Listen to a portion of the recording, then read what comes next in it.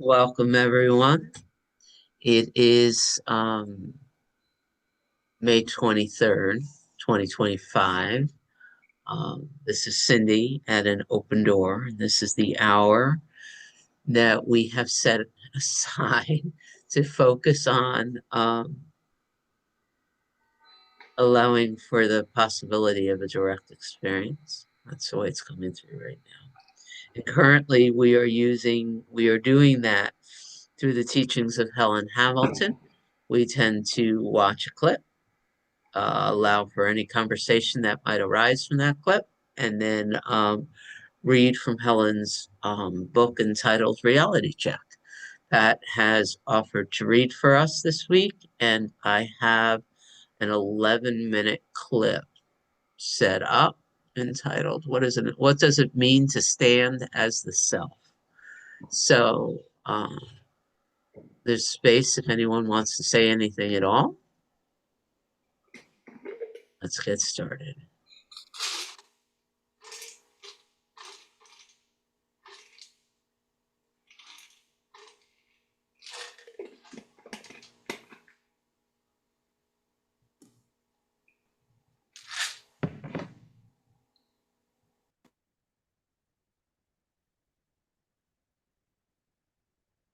Not least is James. Hello, Helen. Hi. I raised my hand with I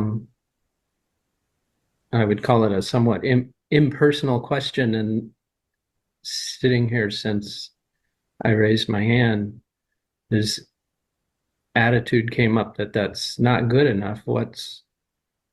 Why are you interested in this question? And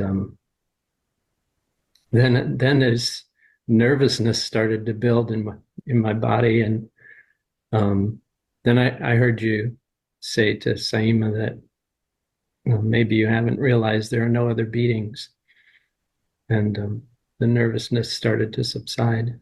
How many beings are on this Zoom meeting? And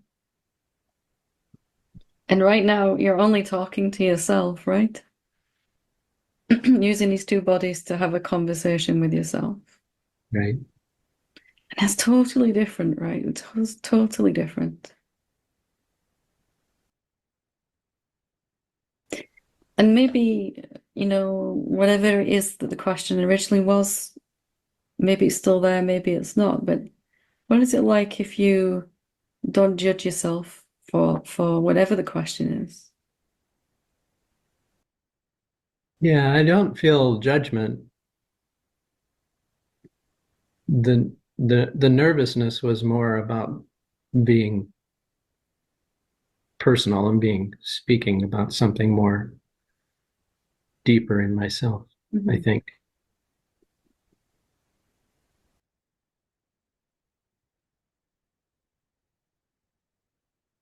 So the impersonal question was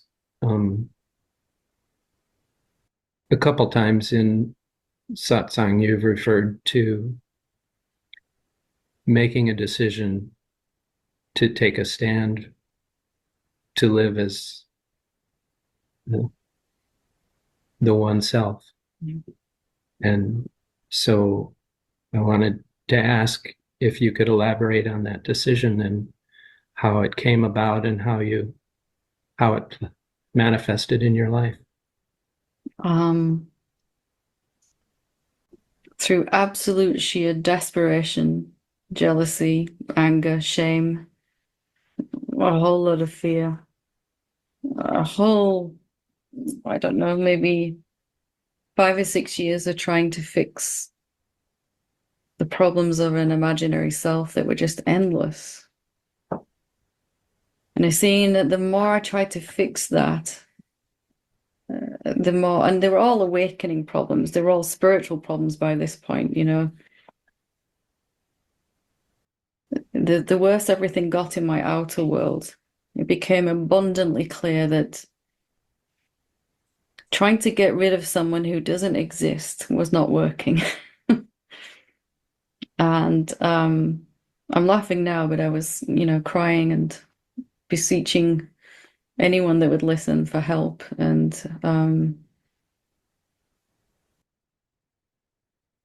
I finally one day came to this understanding that nothing is going to change for me until I actually be myself. I was waiting to be myself until everything changed. Like when my bank account is how it's supposed to be, when my relationships are the right way around again, not upside down, when I'm feeling peace and joy all the time, when the cat likes me, when I can pay my bills, when the landlord is nice to me, then and only then will I stand as the self. That will be the evidence out there. And we all have our own list of that, right? When everything looks this certain way, then and only then will I know I am the self. I can stand that then, the infinite self. It became abundantly clear that that was never going to work, ever, because outside and inside are the same. If I'm starting from the idea that I'm not already free, my outer world has to keep screaming back at me that reflection. Still more work to do, still more work to do. So finally, in desperation, okay, I'm not going to let anything phenomenal define who I think I am. Even if my whole life goes up in flames, which it pretty much was at that point, I'm going to just not let anything define who I am other than my own knowing. I'd had some little seeings and self-inquiry and, seeing that I'm not really a person. And I just couldn't wait anymore for awakening to fix my life. I couldn't. I'd had to just, if I'm the self now, then I'm the self, no matter what's going on phenomenally. And finally, it just began to turn around. I mean, everything in my life was backwards. My life was a train wreck. And I felt totally embarrassed to even admit to anyone. I was telling everyone at retreat in Spain, when I decided to make this stand, I was so embarrassed because my life was I didn't tell anyone. I told the cat and I wrote it in my journal. I'm going to stand as itself. That was the only thing I could admit because I was too embarrassed. Who on earth do I think I am to make this decision? But it just arose inside. I just could not keep trying to fix these. You know how it goes, right? And there's suddenly this fire that was just getting hotter and hotter inside. Like this is not working. I have to find another way. And finally, there was this thought one day of, what if all this never changes? What if I take my last breath in this body and it still hasn't all righted itself? Am I going to leave this body and have the death experience again and have to start all over again? Game over, reset, And I just couldn't stand the thought of that. Can you feel it inside? It's like, now I have to. Now whatever happens, I'm going to be as strong as I can in that conviction. And life tested me with a few things, threw a few, that's hard to say, curveballs at me. But something inside was suddenly using that. No, I'm even more determined. Everything that came at me, but it was fuel for this fire inside. And everything just started to turn around from there, slowly at first. But I didn't care finally about my outer circumstance because finally I felt authentic. I was being myself and I had a sense of self-esteem that began to build again, slowly at first. But suddenly there was this confidence coming back again. And then tell anyone that will listen that don't wait for life to change before you say who you are. It's true now. Whether you admit it now or in 1,000 years in a different body, it's still going to be true. You can never have the peace, love, and joy and the abundance that we want while we're starting from the idea that it's, still got some work to do before I'm free. You can see it, right? They're caught in that loop. It's going to go on forever like that.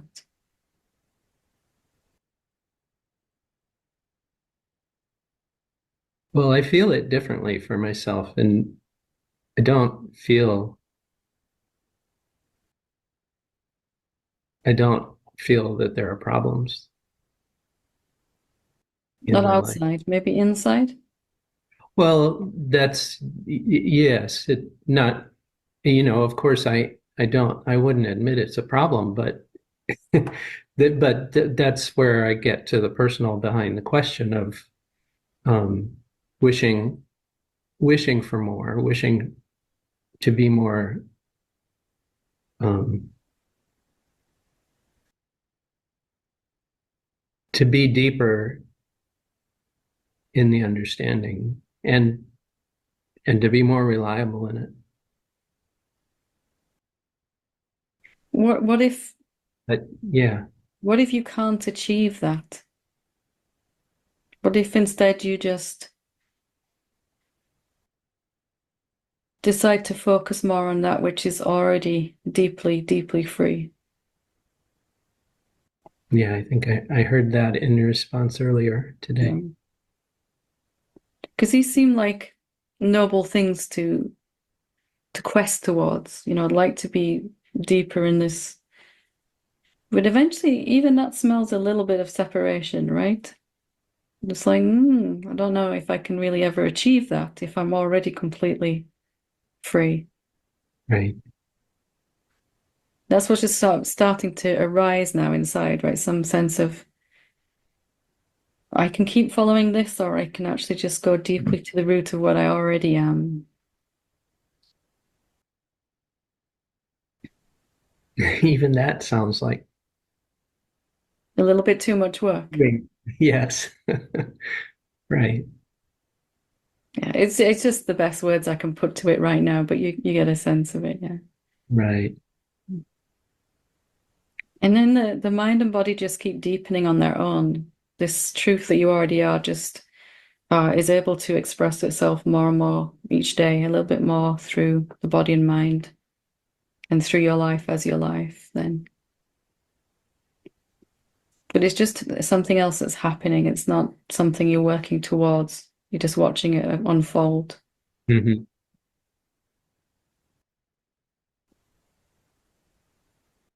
Good. Thank you. Thank you. Wonderful.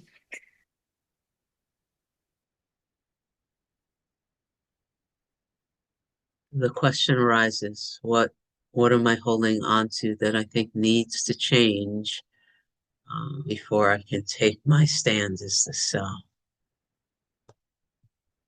We'll get the link for Kate and whoever else so desires.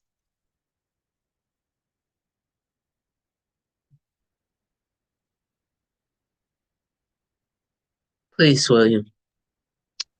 What I just heard, the mind and body keep deepening on their own. Wow. What that brings up for me, I don't have to keep doing it on my own. Something in me, who I really am, is already there and it keeps deepening on its own. Wow. That takes,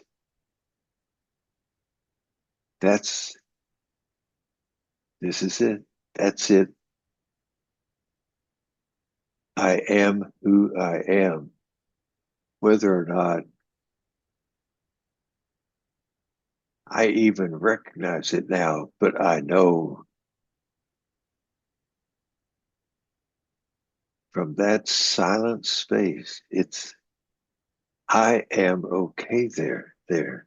So it's like I can't but not be okay. I cannot not help that. That's what I got.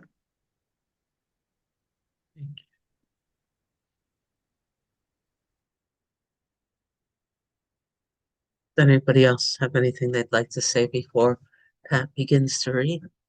Please, Richard. I also had, hi everybody, I love you all, and I'll start with that. My experience was, and is I went for a number of years wanting that awakening, revelation, liberation, bliss feeling I hear all the teachers talk about. And then I ran across a quote that said,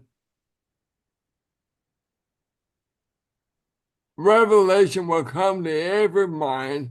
The time is set. In other words, there's not a damn thing I can do about bringing it to happen as a separate self. So I just quit. I said, okay, I felt so much better. I'm just gonna let the play out. And when I get triggered, I realize I have an opportunity to heal my mind a little more. And moment to moment, when I'm not triggered, I'm in the flow. So I get triggered a lot, but not as much as I did yesterday or the day before, you know. So it is a slow process. I really resonated with what she was saying because that's been my experience also. But I no longer try to be something. I just want to be. And I am what I am, and my life is what it is, and my experiences are what they experience, and everything is an opportunity for me to be the love that I am in truth. And when it's not, I have a little play I can use to heal my mind and make myself more loving and more caring and more whatever, more of what I am. So that seems to work. I love that clip. Thanks for that. You're welcome.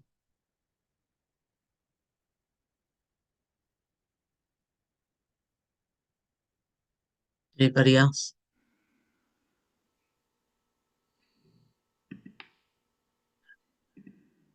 I am going to Pat. Yes, I loved what you said, Richard. It's a beautiful thing.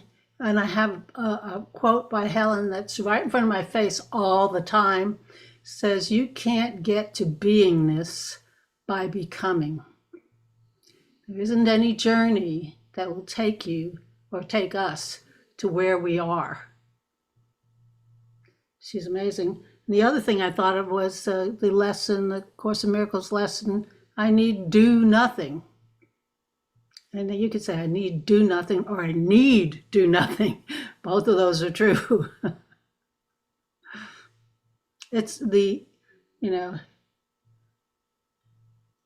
the self is in the process of recognizing that it is the self, I guess is a way to put it.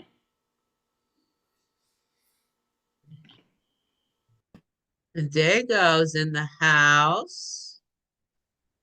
Hi Looks everyone. like are you standing?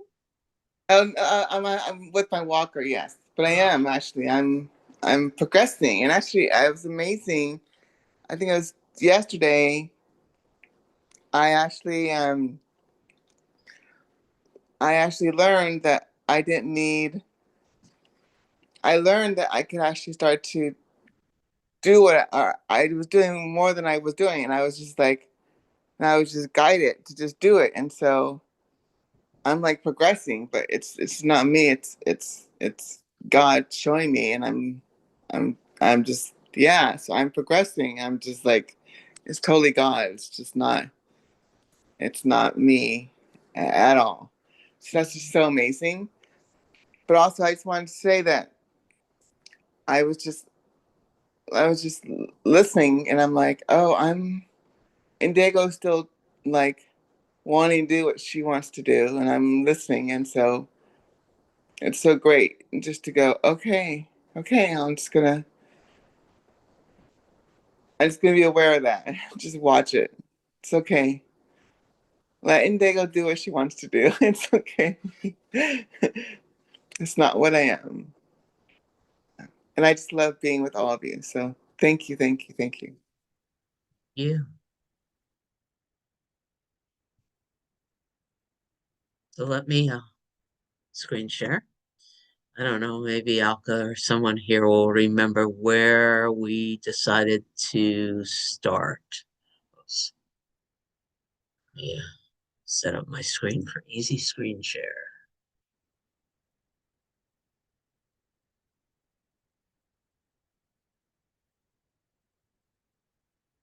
Okay. Start of chapter 6, I think. There you go. That's where I am. The start of chapter 6.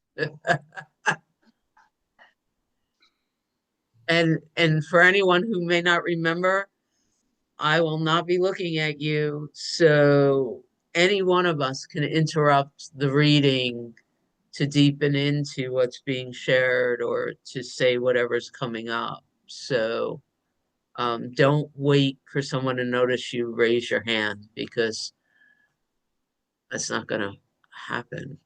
Just unmute and start speaking. All right. With that, Pat, it's all yours. Thank you. Chapter 6. The difference between the noumenon and phenomena. What is real and unreal? First, we must begin by explaining and defining what noumenon and phenomena mean.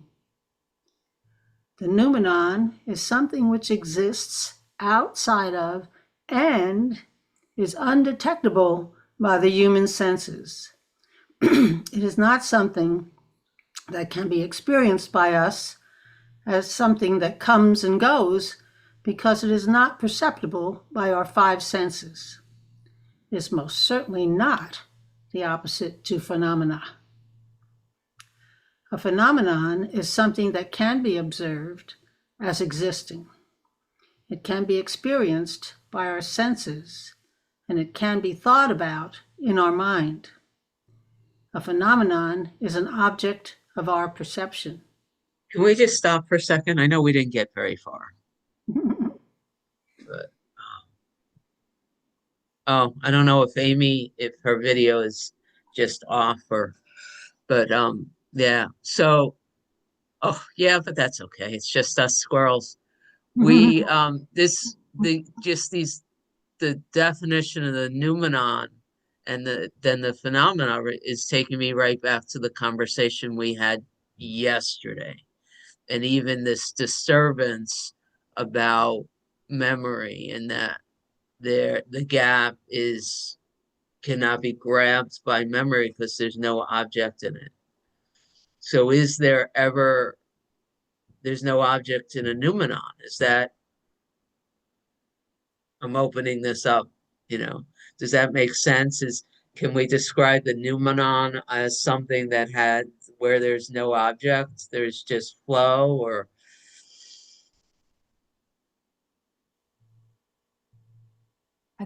I'm really struck by the first thing is that we're trying to describe something mentally and using words that can't be described. I'm just watching Christian Sundberg's interview, and he starts right out by saying words cannot do, I can't describe it by words. They're too limiting. So don't even, I'm doing the best I can, but don't expect that this is exactly it. So I would say the same is true there. I'm just struck that the noumenon and the phenomenon are not objects. And as she says, if we read on, there aren't any phenomenon because they simply appear to exist inside the noumenon. The noumenon is all pervading, so all phenomena are made out of it and are it. So I'm not sure that that's the same thing. except that wouldn't everything, based on what you just say, everything's in the noumenon. So what could not be that? Well, what she says is that the noumenon has no opposite. So I guess I would say if that describes the gap, then I'm okay with that. There's no opposite. Because everything arises from it. It's not what she says, though. She says, Did she say that, or did she say that phenomena is not the opposite of noumenon? here is a basic error or assumption in our thinking process. The noumenon and a phenomenon are opposites. All phenomena exist inside the noumenon. That's a So basic I'm back error. to wondering where this memory and how there are occurrences in our experiences that we're not holding on to because they have no object, so they're not in memory. There's a part of me that's still like there's a hiccup there in Uh-huh. that space. Understandable. Say more.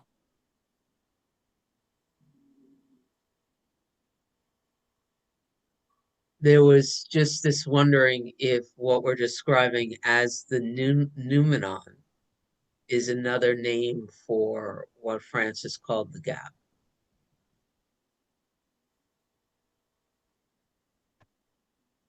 It cannot be experienced by sense perception.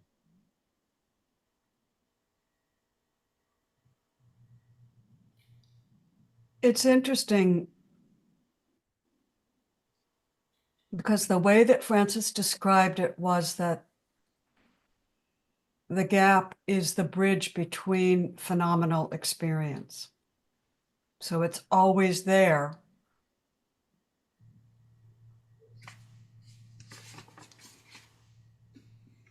Phenomena come and go, but I guess you could say the gap is always there. It's the background of all experience. So I don't know, Cindy. I honestly don't know. I think that's a good question, but I think it's a mental question, and I'm not sure I can answer it. That's the truth. I can only sense my way into the noumenon as something that has no phenomena in it. You can't sense it, think it. There's no thinking.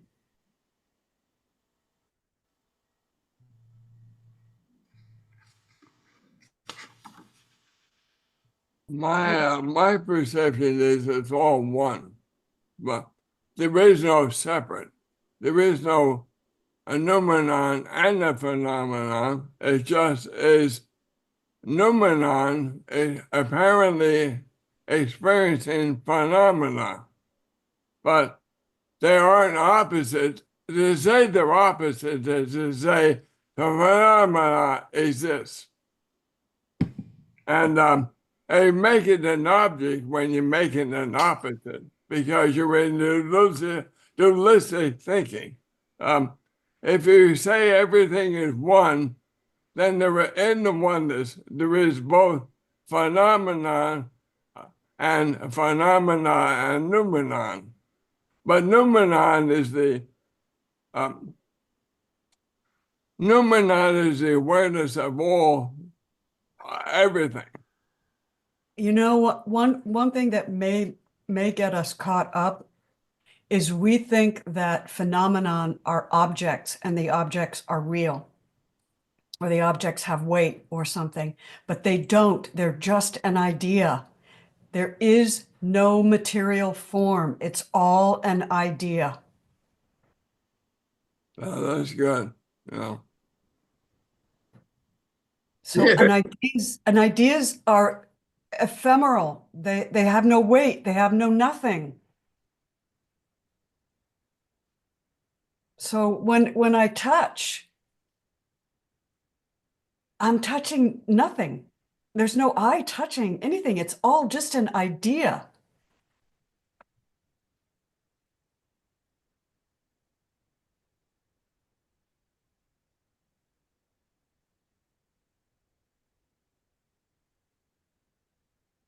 Ah, Oh, yeah. Um, I was taking notes while the video was going on, and I just absolutely love this sentence. Pretty sure Helen's the one that said it. That smells of separation. So if any, this is what I think everybody's saying. If there's only one thing, there can't be this and its opposite. Okay, you lost the the non-duality like that. It smells of separation. It's just that the words are all about separation, words in and of themselves. And I think the answer's in the next paragraph. All right. Shall we keep reading?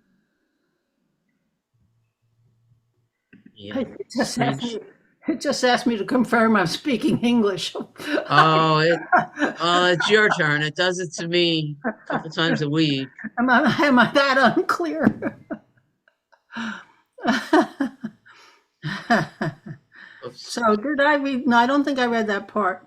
Here, Sorry, I'm playing games, so let me get to the right page. There we go.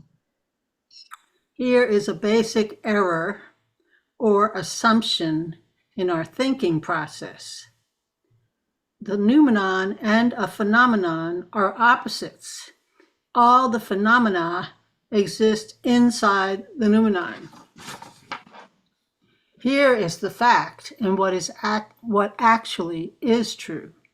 There aren't any phenomena because they simply appear to exist inside the noumenon.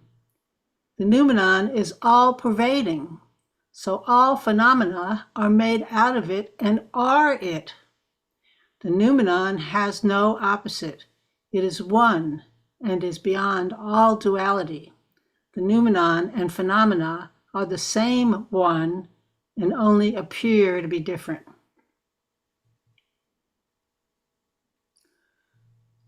As we learned in the previous chapters, we are conditioned to value only that which we can perceive with our 5 human senses or that we can think about.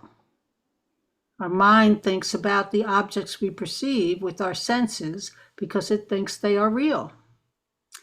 Once we have come to see that our true essence is the formless self, we will tend to reject the forms or the phenomena that we see. To realize the ultimate state of reality, it is necessary to stop trying to distinguish which is the most real. As spiritual students, we had to develop an ability to discriminate between, quote, real and unreal, or, quote, truth and illusion, and this was very necessary until now. In this final seeing, we must come to realize that if we are trying to decide which is most real, we will be excluding something else. Our journey of realizations usually goes something like this. Step 1, I am this body. Here we are convinced that we are a separate being that was born and will die. We are excluding everything else that exists in our definition of me and what I am. All right, can we slow down for a second? I know what's coming next. We've hung on this page for a while.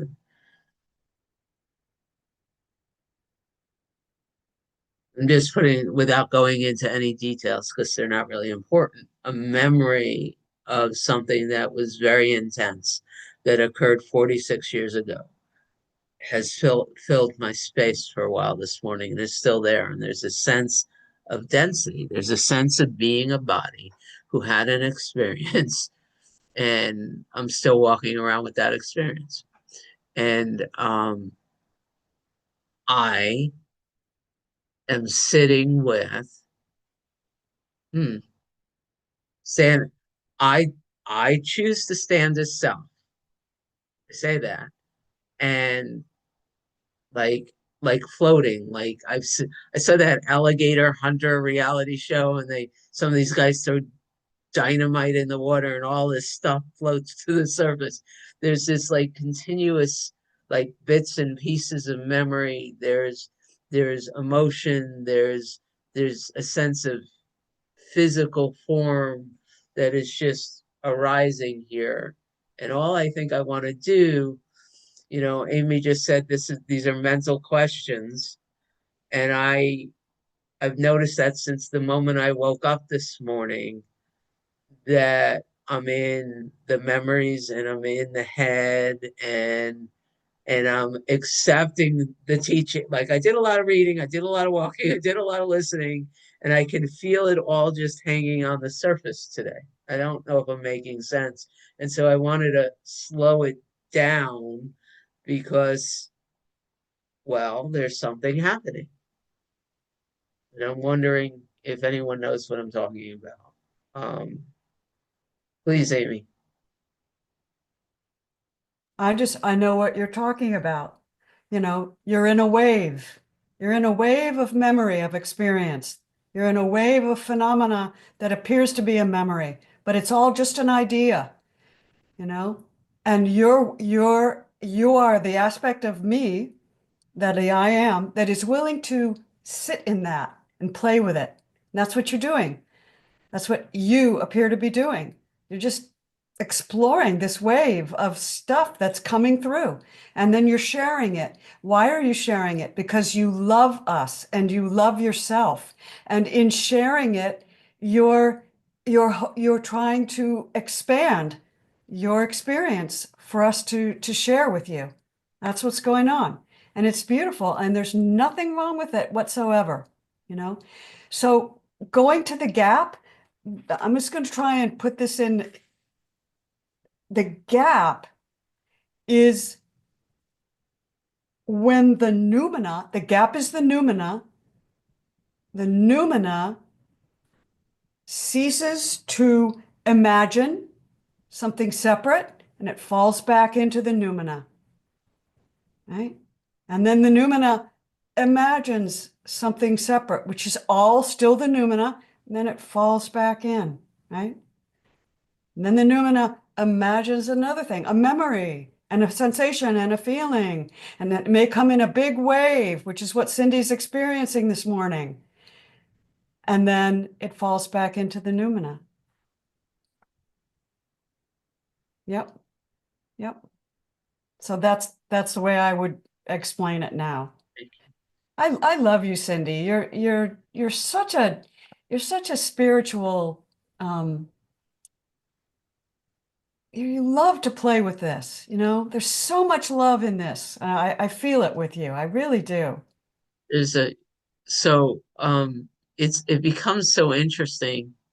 I accept that I'm not a body. And by the way, if anybody wants to know, the topic for Monday's meeting is what is a body, from the instructions in the course.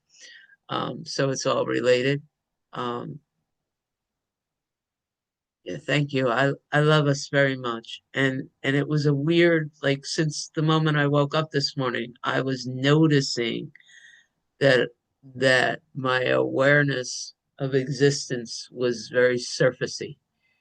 I still did my reading. I still hung out with the guides. I still did my walk and meditation, and I could feel the difference. It's not scary. It's not worrisome. There's a difference between sitting there and reading this stuff and feeling it penetrate and reading this stuff and just saying, yep, it's true. And it's really gray outside or something. So thank you, because in speaking it out loud, it shifts.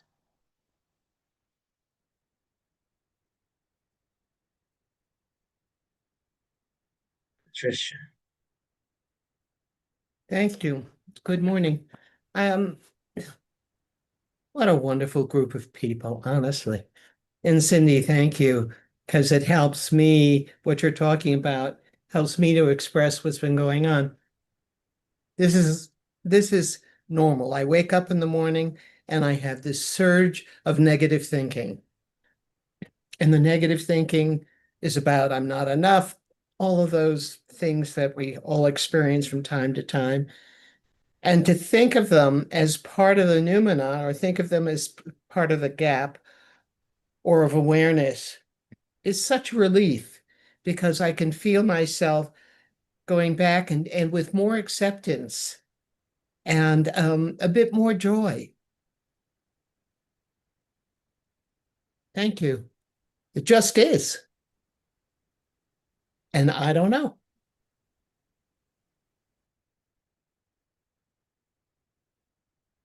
I don't know either.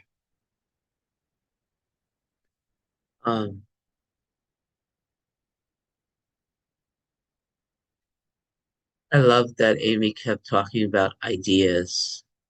So they're ideas and they're impersonal. And I am inspired to share what this idea is, but not until after we finish this meeting for anyone who just might want to stay. That's the way it's coming up. So if anyone wants to hang out and just have a conversation and they want to hear about Cindy, I'll share it. Hey, William. What I'm getting right now is none of the words are it. It just is. All our explanations for me, I don't know, I don't know, I don't know. I keep coming back to that. And I just am. I'm amming. And I can't figure it out. I don't know. Thank you.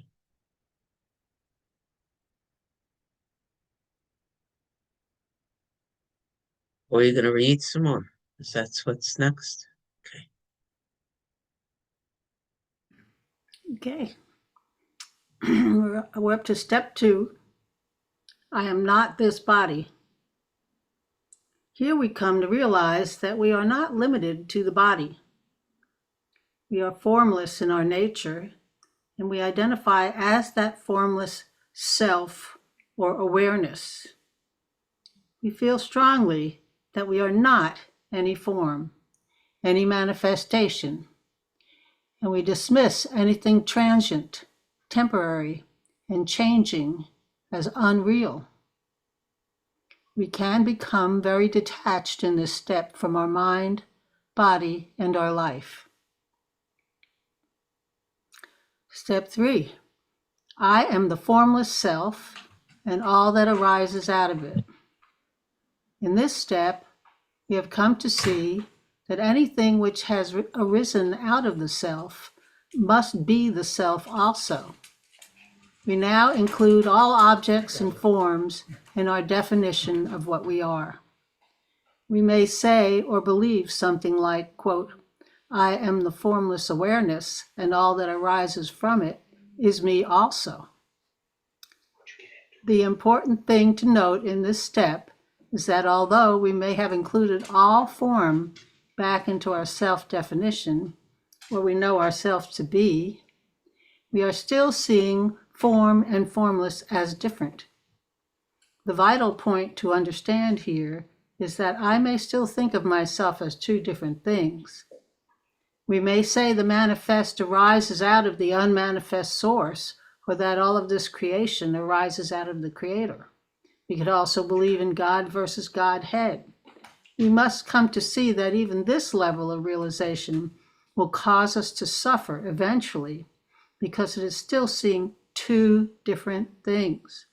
We are still discriminating between, quote, real, which is the noumenon or formless self, and what we think of as unreal, which is the phenomena that we see coming and going. If we stop for a moment and directly experience what we are, we will find only one in that direct experience. Let me caution you again here against thinking about the self. Of course, you will have to use your mind to understand what is written here, but to check it against your own direct experience, you must actually look with your inner sight to see what you actually are. Anybody want to talk about looking, inner sight, or should we keep going?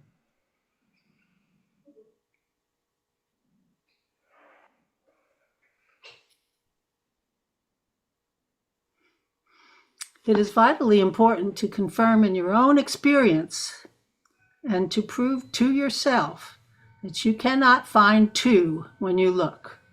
There is just you, only one. Confirm this over and over. There is a lot of literature and scripture written about steps 1, 2, and 3, but this book is written to clearly explain step 4. The final stage of realization has rarely been clearly explained, and all of this book is dedicated to that. Step 4 of self-realization is when we simply do not know what we are. We have no idea at all what we are, and we have no interest in any self-definition. To define what we are would only be happening at the level of thought, and it would automatically exclude something from that definition. The very moment I know what I am, then I create the opposite in my experience, and I must experience it over and over. If I know I am formless, then I will keep having experiences of being a particular form. If I know I am a form, I will keep having experiences of being formless, what the world calls death, birth, and life. I'm a little lost right there. All right, let's stop.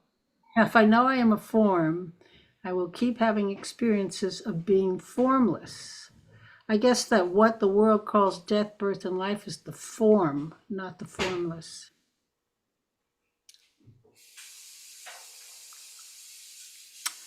The very moment I know I am both form and formless, I must keep having wild swings in my experience of being form and formless. I will experience the small contracted state of being a human being only, and then massive expansion back to being infinite and everywhere. I will keep switching back to from one to the other in an endless cycle of expansion and contraction experiences. If I know that formlessness is real and forms are unreal, then I am still seeing two items there and will have to continue to experience in dualistic ways and suffer. I can only come to see that both form and formless are the same thing, and that both words are synonyms for reality with a capital R. Form is the formlessness appearing to be a shape. Formlessness is the essence of all forms. All right, let's just sit there.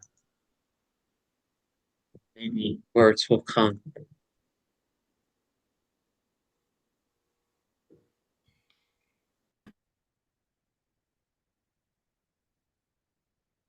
My experience has been the minute I try to think about what is going on in my life, I'm in the separate self. If I just let everything be without questioning why it's there or what it is, I had to stay in the flow. So the minute I activate the mind and I start thinking, I'm at Richard again. So I laugh when that happens. I go, okay. I don't know anything, but it happened again, but it's happened less frequently. I guess I'm on the right path. Hey, Sandra.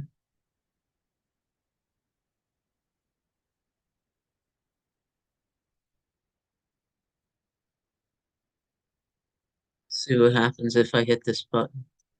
Does that help? Yeah. Good morning, everybody. I'm so sorry I'm late. I love Helen Hamilton, and this was the first, when I first read this book, this was the very first time a teacher had explained so clearly beyond step 3, which helps so much, because I spent way too long thinking I was actually two different things. I spent a lot of time in spiritual literature, especially in the Course in Miracles, which had me believing that a lot of my experience wasn't real, but it sure felt real. And I also spent a lot of time thinking maybe I'm schizophrenic. Because sometimes I'm the form and sometimes I'm not the form and I'm formless. And then here she lays it out so simply. It's all one thing. It's all one thing. We're not two things. I think that's really the definition of non-dualism. And the form and the formless are the same things, and both are synonyms for reality. And then I kept putting all these hearts across this page and all these stars. Form is the formlessness appearing to be a shape. Formlessness is the essence of all forms. And then what I just stopped trying to figure it all out and accept that. Just accept the beauty of that and the amazement and the miraculous nature of that.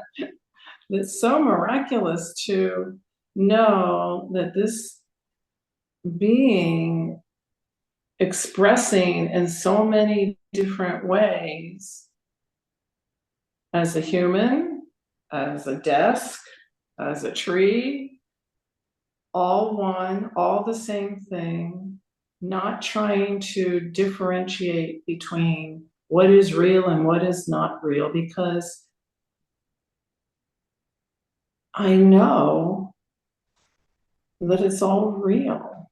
If we use the word God, I don't know, maybe we should use another word, but the word God is real and in everything. It's true. That's that truth aspect of it. So I love that Helen went that extra step, that I have no need now to feel like somehow I've slipped out of spirituality when I'm fully engaged with the form. It's not, I'm fully engaged with the form doesn't mean that somehow I've lost access to my true nature. No, I'm experiencing my true nature in a different way right now, while I'm fully engaged with the form. And I'm liking it. The only difference is that when it's something I used to call bad or awful or painful, or I can still use those words, but I experience them with full awareness of my true self, which is all of it. And I love that. I'm grateful for that aspect of us that is Helen, who put these words into for us, as us. And then she says, I have no ability I'm beyond definition, no ability to determine, discriminate, or label, and I am totally happy. That's what she wrote there. I am totally happy. I get to experience joy in all of my manifestations. Thanks. Love you. Love you more. Hey, Amy. This is a really great conversation, and I'm tempted, I'm not tempted, I'm moved to share something that, notwithstanding what Sandra just said, which is, I don't disagree with that at all. I'm from myself feeling in this moment that it's really enlightening for me to realize that everything is an idea, right? This rock is not a rock. And I can say, oh, it's made out of molecules and atoms. And I can say, oh, I can experience this rock as real in this experience. I can do that. but really it's all an idea. There is no material form. A Course in Miracles says, whatever you accept into your mind has reality for you. It is, however, only it's the acceptance which makes it real. Right? It's only the acceptance that makes it real. So I can, on the one hand, it just, there's a very subtle shift for me when I look and I say, I see everything. I know that I am everything I see. Okay. I am all that I see. But then it takes me to another level when I say, but it's all an idea.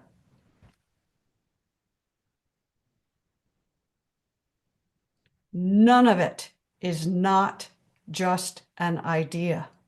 That is all. It's an amazing idea.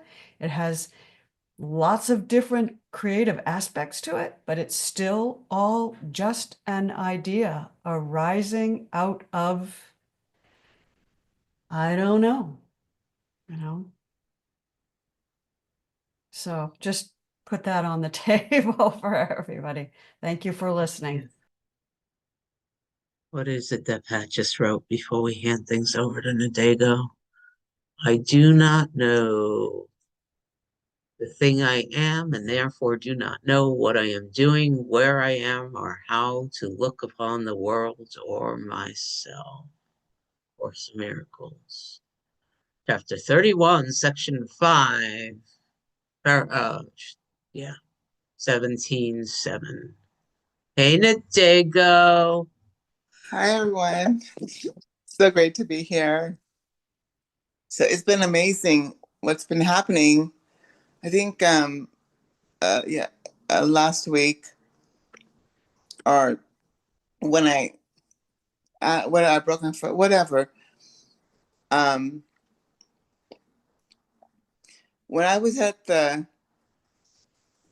when I was at the hospital or whatever, I don't even know, I don't remember, but they were telling me, oh, I didn't break my foot, or I didn't do this, or whatever, or there's like controversy, and I'm just like, okay, whatever. And what I've learned, and I don't know how to say this, that, oh yeah, I was guided. Bring that in, that know that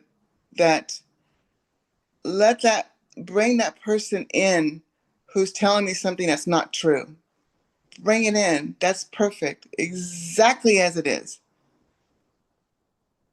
That's not true according to what Indego thinks. No. Love it and bring it in. Welcome it. Don't correct it. Don't say anything. That is perfect. Exactly as it is. So I'm learning to just, whatever is happening, even if in my mind I'm like, no, that's wrong. No, that's perfect. The wrong is perfect. Whatever's happening, it's perfect. Just bring it in and love it. Do not correct it. No, whatever is happening is perfect. Just let it just be. It's here for me. Everything is here for me. I don't need to understand it or anything. It's all for me. And just let it just be exactly as it is. Whatever is happening, bring it in. Love it. I don't need to do anything. And that I will be guided what to do. So that's what I want to share. Thank you. Thank you, Nadego. Patricia, what are your final words for this hour? I just want to go back to what William and I were referring to, which is, I don't know. But there is such freedom in that for me. I don't know. And that's where I'm going to stay because I like it there. I really like it there. It's this Thank quote you. again from the Course. I do not know the thing I am, and therefore do not know what I am doing, where I am, or how to look upon the world or on myself. What a great way to end this hour. Let me stop the recording.